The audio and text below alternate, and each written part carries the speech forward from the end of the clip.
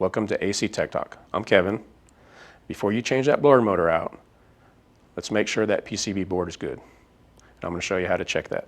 Before we begin, make sure you turn off your power supply to your fan coil. Locate the green communicating plug from your ion thermostat and remove it from the board. Place a jumper between R and G at the low voltage terminal strip. And as you can see, we already have our jumper in place.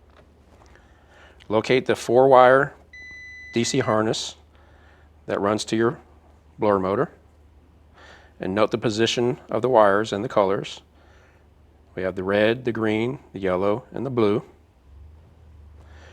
Remove that plug and set it aside. Place your meter and DC volts and turn the power back on. Now that our power is back on, let's go ahead and test our voltages. Place your common lead from your meter on the second terminal, which is your green or your common or your ground. Take your second lead and place it on the first pin, which was your red. Should have a voltage of 12 volts DC. As you can see here, we have 12.6, which is good.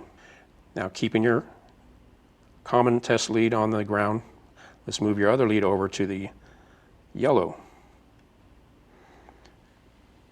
We should see a reading of 5 volts DC. As you can see here, we have 4.9, which is good.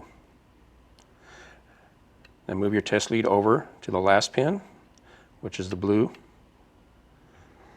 And we should see a voltage of 0 to 0.1. And it may fluctuate, which is okay. If you do not have these voltages, then go ahead and replace your PCB board.